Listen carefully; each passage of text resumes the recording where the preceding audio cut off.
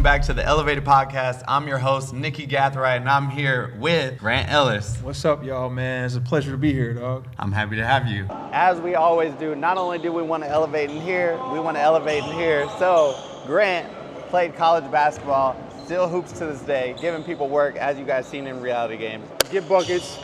You know what I'm saying? That's what we do. So What shoes do you got on? I got on the same joints. These is KDs. KDs? Yeah, some Those are KDs. the ones Which joints you got? These are the Jaws. I've been hooping in the Jaws lately. They actually work very well. I feel like I can't deviate. I'll just do different colors. What's your favorite? Your favorite's the job?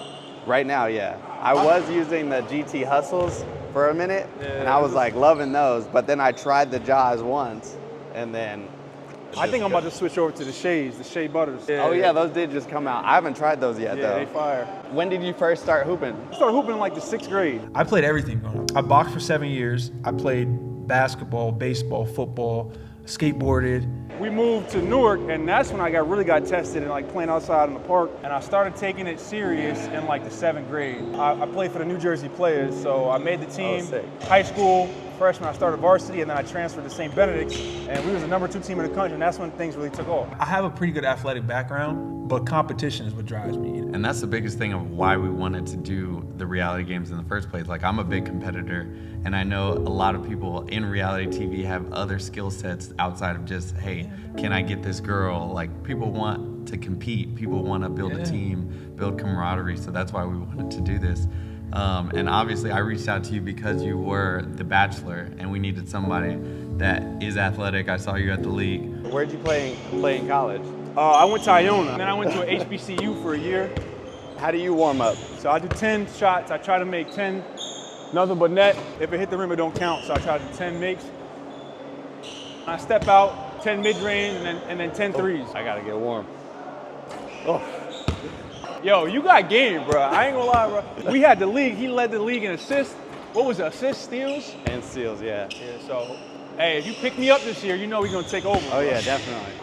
Your mid-range game is insane. Yeah, I got a nice mid-range. I'm working on my 3-ball. So I seen you hoop a couple times. You like a floor general. Control the pace. Yo, I was surprised though, like, hey, bro, you got clamps. That's what I pride myself on defense because I played football, so yeah, your mid-range game is insane. But what's crazy is like under pressure. Yo, that's when I make the most shots though, when I'm guarded. Reality games really got me back into my hooping bag. Like I had stopped hooping for a while. Sheesh. I mean, you were the clear favorite for basketball. I think you had like 4 back-to-back-to-back buckets. Right. My father was like, he was addicted to drugs, and the neighborhood I was in was a little rough. So hooping was always like my escape. And then when you hoop, you're more respected. You know what I'm saying? Like, oh, like he don't get in trouble. He play ball. And you kind of like, it keeps you out of that life. They respect you, got a passion. Top 3 tournament right now, the first round of the reality games. Anybody in reality TV, if they step up to the hoop scene, I'm frying them. Put up jumper. Yes or no? Ooh. Hey, Grant Ellis. Grant with another one. Grant with the dribble. Looks him in his eye. Smiles. Pull up jumper. Hey, Grant is not playing. Garrett was talking a lot of shit, but he's getting cooked right now. What's your favorite basketball drill? How I got like my midi to be nice is I'll start here with my left hand, and I'll do all left hand dribbles. Try to keep my eye up. You go 1, 2, 3, 4, in and out, here. So you're working on your left hand, and then you start with a layup. I feel like once you get the rhythm. Yeah, you gotta get, it's the rhythm. There we go. 2, out here with the left, 1 dribble in and out. 2. That one we could do. And then layup.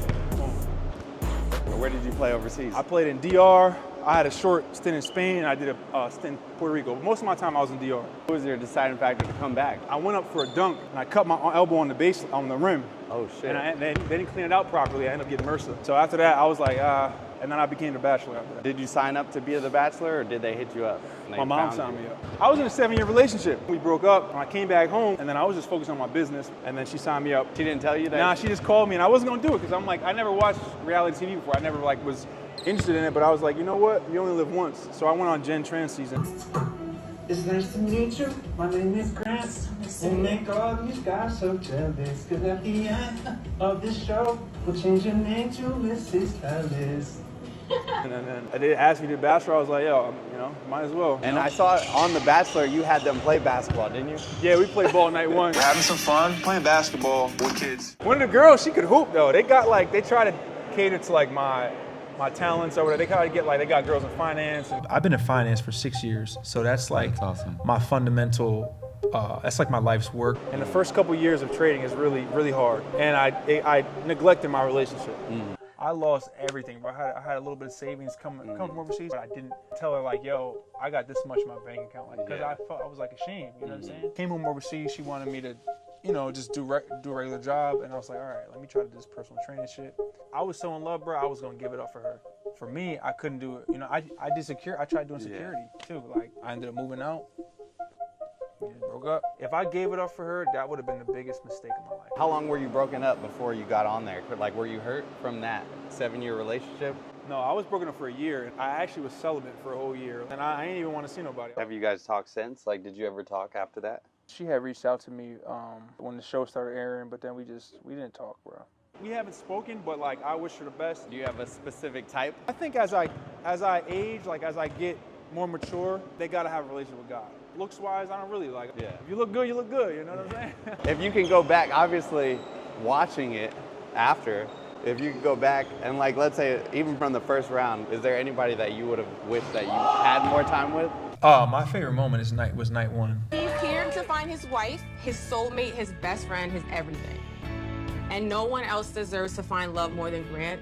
The Bachelor Mansion, you meet all the ladies, and it's like the excitement. I always dated with intention, but what I learned from the show and being in the public eye is to always be yourself. Always be yourself, because of the demographic, and they have such a big audience base, and it's catered to a certain audience. I was trying to be a good role model, and you come off the show and it's like some people are not gonna like you just because they're not gonna like you. I feel like I did the best I could with what was presented to me. TV definitely has a way of making you look cringe. There was definitely there was a mall scene that we did where we rented out the Beverly Center, and I came down the steps and I said something. I was like, it wasn't cringe, but certain stuff isn't for everybody. You know what I'm saying? I'm gonna tell you, throughout the whole course of the show, I probably spent an hour total, because we filmed for 6 weeks. Oh shit! I probably spent a little over an hour with each lady, and then my final 4, I spent probably 27 hours with them, because we had overnights. Yeah. You know what I'm saying? But the demographic, it's a different audience. You know what I'm saying? Yeah. I mean, when I went on there and people were like, "Yo, fuck this guy," like da-da-da, I was like, "Damn!" Like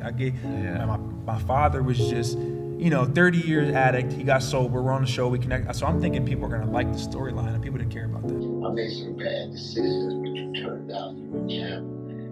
I love you. I love you. I love the man that you become. With the whole Bachelor franchise, I'm not gonna say it's more TV than love, because there's love stories that come out of it, but it's hard to know if people are there for the right reasons. All right, y'all, this is not a question, this is a rant. If you're watching The Bachelor and Grant Ellis, what was that yesterday? You kind of got to be delusional, because you're so confident that you don't really care what people think, Exactly. Anybody that gets anything started is delusional when they're the first to do it. But this is the thing, it makes you an outcast a little bit. Mm-hmm. It's like, okay, the difference between having a steady job or starting your own company. Bro. It's like you face failure when you do that. Yeah. People don't like that. The Bachelor, that was the first time I faced super public failure. It was a shock, because I don't go into any situation thinking I'm gonna fail. Yeah. Since our first night, playing the piano. I didn't even think about it like that. Like how you said, that was the first public failure. So many people have relationships, they break up, whatever, but technically The Bachelor is designed for you to find that person, and winning would be getting married and having the happily ever after. When you think about it like that, that's a tough thing to deal with. Also too, when you're the lead of the franchise, you're on ABC, it's they want ratings. I mean, I can only imagine what were the comments like. Oh my God. When I was filming the show, when it was out there, I only saw the hate. People were saying that Joey Grozade was the best Bachelor ever. Mm-hmm. And then I came. So right off the rip, people automatically were looking for a reason to say he's not Joey. Of course I'm not Joey, I'm black. The hate is way louder. It's way louder. And I mean, it carries more, because people will want to talk about it. Like the press outlets are going to want to talk about the hate, the backlash, and things like that. Even if you end up resolving the issue, they never really talk about. They don't talk about that. You want to see that messy. resolution. Yeah, if you want to see messy. With all the negative comments, haters, and things like that, how did you stay confident and stay online? At first it was a struggle, but I learned quick because I had prior experience. Like me, dude, like me being a light-skinned dude, like when I used to play basketball, like I was top 10 in state. Like, I had Division I offers, but some of my teammates, people would do stuff to try to keep me down. I could speak from my experience coming from, a small town like Riverside, not really coming from much. When I was first building my career, a lot of people are rooting for the underdog, but as soon as you get to the top, it's like everybody's looking for every little thing to tear you down. Especially in my position where I'm working with so many people, like I hear so much from people that I thought were on my side, and I'm like, dang, I thought they were rooting for me, but now they're rooting against me. So you have to literally learn to block it all out. But once you get past that point where you don't care, it's like you can't be stopped. I don't give a fuck what anybody says. I'm gonna do me. If you surround yourself with people that put you in positions, uplift you, you uplift them, and you work together, it's like everybody can eat. I think that's the thing with the Black community. It's like we hate on each other. Yeah, I think especially from our culture, the biggest thing that I see is that we look at other people's success as it's taking away from my piece of the pie, not realizing that there's an unlimited pie. And if you win, I win. But this is the thing too, I've ran across so many instances where like people want a piece of the pie, but they don't want to put in the work. It's hand in hand. Like, okay, say you my homie, we grew up together. I end up popping off. I'm gonna put you in every position, but I'm not you. I'm gonna put you in a position, but you gotta make it shake. As a man, I'm not gonna respect you every time you got your hand out. I'll probably help you out, but it's never gonna be like, yo, I could take off with this person. Exactly. Knowing what you know now, prior to the show, would you even go on the show? I would go on the show. Would there be anything you would warn yourself about? When people watch the show, they don't know that there's a really big element. The name is production. You kind of got to play ball, but if I could go back, I would be way more strict with production. I know you said you've been this way your whole life, but how has coming off The Bachelor helped you personally, or how has it helped you develop? Man, it's really awakened the side of me that likes to create. Before, it was very analytical, very much numbers, very much trading based, but now I'm in LA and I'm around so many people that are doing things in entertainment, and they're like, LA's a place of really creative minds. So I was just kind of launched into this platform. Yeah. And I meet so many cool people, and people are like, yo, like if you're talented out here, you'll get, people will notice that. Exactly. So, and it opens up a lot of doors, just being able to be seen, and then you kind of get people showing you that, oh, this can be done this way, and then you have access to more people. So I could see how that can definitely help. So today we're in the studio recording a song I wrote. It's called Yo. Been working on it, which I'm going to release. I'm actually going to shoot the music video soon, so a little bit of singing, a little bit of rap on there. So hoping y'all like it. Ricky over here is a super dope producer. Yeah, we work together. Ricky is in the building. My dad, before he started going crazy, he was an exotic car dealer. He sold cars to Biggie Smalls, Wu-Tang Clan. He had a studio business when I was younger. I used to be in the studio just listening to all these artists, but I never really picked up on music because I was always an athlete.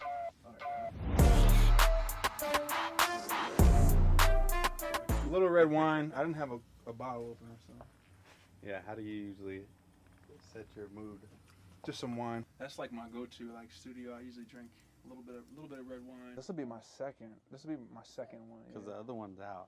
Party Girls is actually the first time I ever put a song in the studio. The premiere, I released it, which is crazy, but like I say, you got to be delusional, Yeah, So. I think that's a good idea. And you got to get started. Like the biggest thing I think a lot of people hold them back from getting started. Is it perfect? Is it going to be great? Do it. No matter what you do, in a year from now, you're going to be like, that was not my best work. In Bachelor Nation, they just think that you have to go on the show and you can't have any other endeavors. You just have to get engaged and, kind of take the brand deals you get. Dude, I was getting so much backlash, and then from Bachelor Nation, they were like, he's not there for the right reason. And I didn't want at the time, my fiance to feel like I was putting the music in front of our relationship, so I took it down. In Bachelor Nation, there's this you have to only be there for marriage. And at the time, I didn't know. My personality is like, yo, I'm free-spirited. Why can't you get engaged and make music? But not everybody thinks like that. On TikTok, it started going crazy. And I took it down, and people were begging for it back. There was a post where people were begging, got 30,000 likes. I'm like,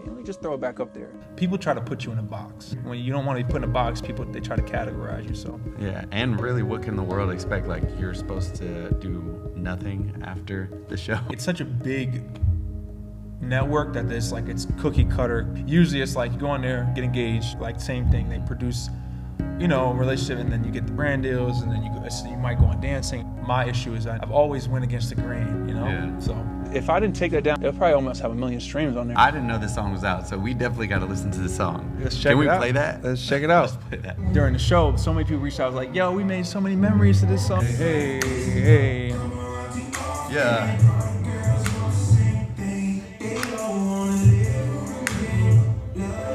Yeah, well, I got lit to this song mad times. Made it after you filmed, but before the show aired. Yeah, before the show, just in the studio messing around, and like I always had that. I always would like do it on my chest, the beat, and then we just made it and came up with the hook and everything, and hooked it up. It's definitely a vibe. It's something like the love that we feel when it's strong. It's something in my cup and I'ma drink it till it's gone. The track on That song's pretty lit. Now I'm at a point in my life where I have the resources, I have the time, so I'm really looking to expand in that music scene. And There was something that Russ said. He does actually great marketing for his song, and he was saying that his new way of putting out music is like just single after single. Like he doesn't really want to do too many albums or EPs until it's like time. So he's just saying, like, based on like where people's mindsets are, like social media, you're going for that dopamine effect. Like, I think albums are less primitive. Yeah, probably. people just want like one song they could float to at a time. And then you could just release another one in a couple weeks and another one in a couple weeks. When can we expect your next song? so my next song is dropping in the new year. It's called Yo. She told me she won't love. I told her just be patient. I'm saying what's the rush? I'm a deep thinker, so like when you're in love or you're in a relationship, it's like love and being frustrated. Love and hate, they're really close together. So it's like you're in love with somebody, make you feel good, but also they frustrate you to the point where you want to yell. So it's like a play on that. She says she's tired of waiting. You asking what is us? Let me give a demonstration. We'll freestyle it. Can you play this on the keys? Dun, dun, dun. So is 2026 like full-blown music, or is there... 2026 is music, That's catch awesome. traction with that, and then create like short stories around that,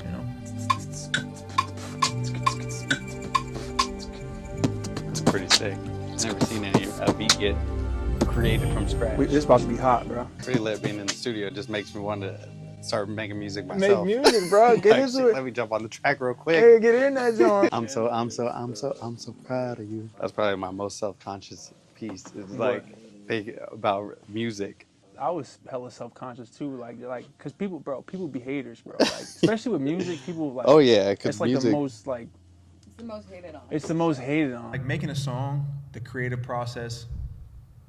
That's the easy part. Oh no no no, I'm nothing I can tell. Branding it and getting it out there to where it's like a hit. That's the hard part. But we can't have that joint the same the whole. We gotta like switch it up on them. Is there, like, let's say a bucket list item, like one thing you want to check off the list in 2026? Oh yeah, perform. Like perform in front of people. Like, I did it during the Bachelor. We had a group day. I was on stage with Mario. We was on the way there. They gave me 10 minutes to write up a song, and we did that. So having a venue like that to perform and to have a good time. It's pretty crazy. So you didn't even dabble in the studio before the show. No, bro. So But I that grew up Mario around it. performance just inspired you. The first time, bro. It seems like you've just been doing this forever. Bro, I got pictures with Biggie. Like, I was sitting in this bathroom. You know what I'm sick. saying? My dad sold cars to him before he got killed. Oh wow. Da, da, da, da, da, da. Da, da, da, da, da, da. Yeah. All right. And then we can have like a drop in there. Do you feel like most of your songs are relationship based? Relationship based, yeah. Like, Why I'm do light you- skinned, bro. You know